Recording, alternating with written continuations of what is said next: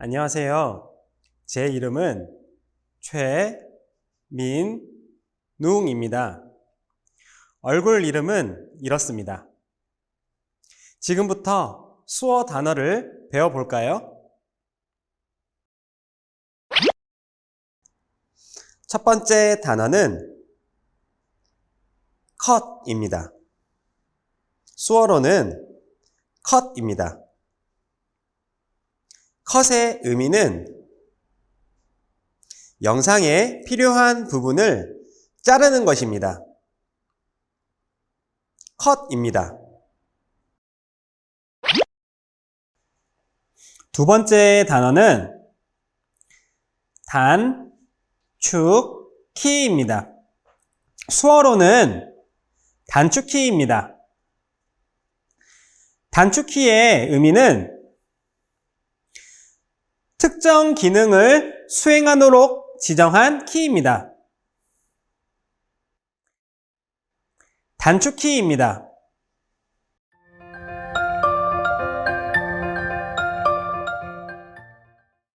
컷 편집에 들어가기 전 편집할 때 사용하는 도구를 알아보겠습니다. 타임라인 패널 왼쪽에 도구 패널이 보이시죠? 이 기능을 한번 하나씩 알아볼 텐데요. 첫 번째, 이 삼각형 모양의 도구는 클립이나 적용된 효과를 선택하는 선택 도구입니다.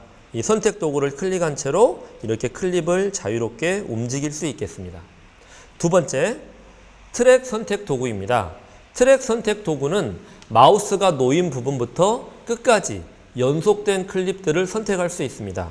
예를 들어 여기 이렇게 3개의 클립이 연속으로 있다면 이 앞으로 트랙 도구를 선택하고 제일 앞에 있는 클립을 선택하면 자동으로 뒤에 있는 클립도 선택이 됩니다. 이렇게 해서 옮기면 한꺼번에 옮길 수 있겠죠. 이 도구 아이콘을 길게 누르면 뒤로 트랙 선택 도구도 나옵니다. 이 도구는 반대로 가장 뒤에 있는 클립을 선택하면 마찬가지로 가장 뒤에 있는 클립을 기준으로 앞에 있는 클립이 모두 선택이 됩니다. 세 번째는 클립과 클립 사이에 빈 공간을 만들지 않고 클립의 길이를 조정하는 도구입니다. 이 도구 아이콘도 길게 누르면 잔물결 편집 도구, 롤링 편집 도구, 속도 조절 도구가 선택할 수 있습니다. 간단하게 차이점을 살펴보면 잔물결 편집 도구는 해당하는 이렇게 클립을 조정했을 때 전체 클립의 길이가 변화되게 됩니다. 빈 공간은 생기지 않으면서 이렇게 따라오죠. 그런데 두 번째 있는 롤링 편집 도구는 전체 클립의 길이가 변하지 않으면서 해당하는 클립의 길이가 변하게 되는 식입니다. 몇 번 사용하시다 보면 익숙하게 사용하실 수 있을 것 같습니다. 네 번째는 자르기 도구로 말 그대로 클립을 자를 때 사용합니다. 자, 도구를 선택해 주시고 재생 막대를 내가 자르고 싶은 부분에 위치해서 클릭하시면 클립이 이런 식으로 잘리게 되는 겁니다. 자르고 나서 필요하지 않은 클립은 딜리트 키를 눌러서 버리면 되겠죠. 다음으로 다섯 번째 도구는 밀어넣기 도구입니다. 클립의 길이 변동 없이 시작과 끝을 조정하는 도구입니다. 예를 들어 이 밀어넣기 도구를 선택하고 클립을 이동하시면 이 클립에서 편집할 때 보여지는 장면이 바뀌게 되는 식입니다. 마찬가지로 이 도구도 길게 누르면 밀기 도구로 기능을 바꿔서 사용할 수도 있습니다. 변경된 도구는 선택된 클립의 길이 변동 없이 앞이나 뒤 클립의 길이를 조절하는 도구입니다. 자, 여섯 번째, 펜촉 도구입니다. 펜촉 도구는 트랙에 키프레임을 추가하거나 모양 그래픽을 만들 때 사용합니다. 키프레임에 대해서는 나중에 모션 그래픽을 다루는 시간에 자세히 배우겠습니다. 이 펜촉 도구를 길게 누르면 사각형과 원 모양 도구가 나타나는데요. 화면에 사각형이나 원 모양 그래픽을 만들 때 사용합니다. 일곱 번째, 손 모양 도구는 타임라인을 옆으로 넘기거나 이런 식으로요. 확대된 프로그램의 화면을 넘겨볼 때도 사용합니다. 이 아이콘을 길게 누르면 확대 축소 도구가 나오는데요. 자, 돋보기가 플러스 모양일 때는 한 번씩 누를 때마다 확대가 되고요. Alt 버튼을 누른 채로 누르면 한 번씩 누를 때마다 축소가 됩니다. 마지막 T 글자 모양은 자막 도구입니다. 이 도구를 선택하고 프로그램 패널에 마우스를 올리면 커서가 변경되는데요. 이 상태에서 클릭하면 자막을 입력할 수 있습니다. 이런 식으로 자막을 입력할 수 있습니다.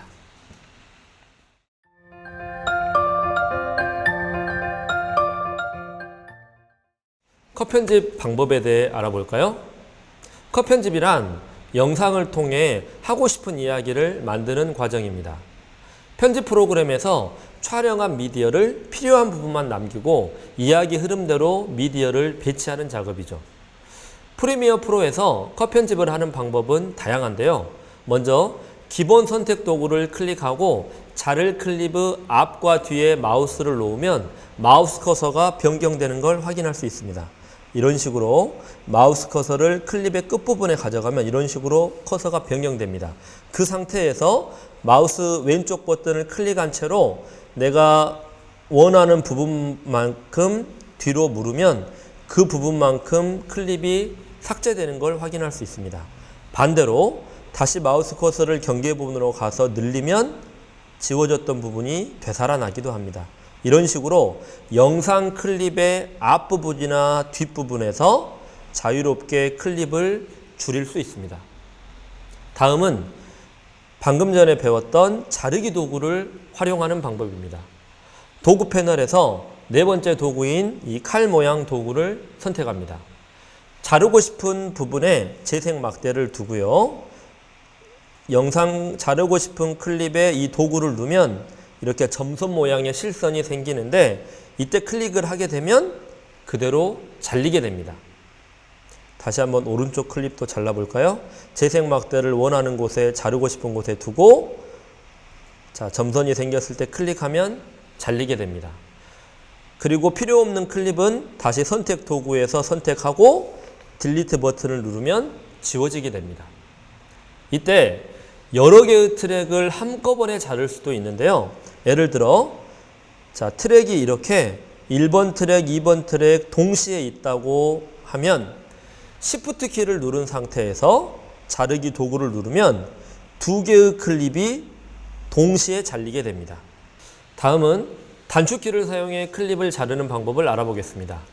컨트롤과 K를 같이 누르면 재생 막대를 기준으로 클립을 정확히 자를 수 있습니다.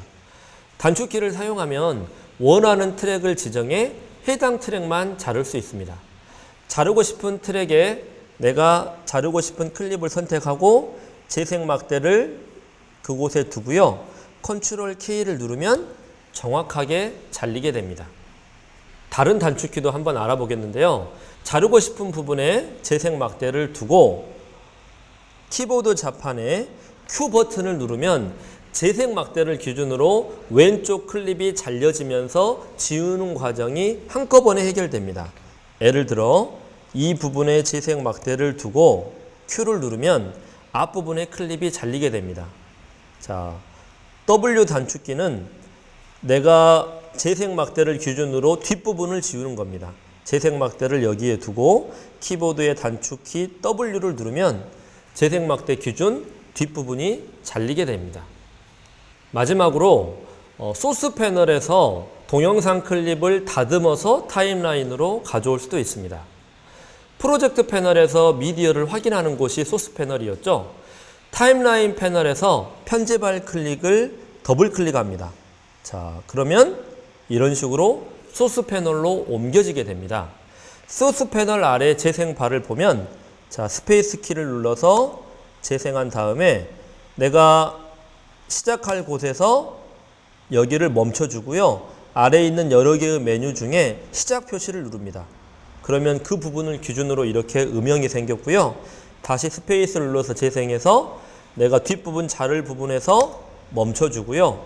이번에는 종료 표시, 끝 표시를 눌러주면 시작 표시와 끝 표시 사이가 음영이 생기는데 이 상태에서 소스 패널에 있는 동영상 클립을 선택해서 타임라인 패널로 가져오면 방금 제가 지정했던 시작점과 끝점 사이의 영상만 불러올 수 있습니다.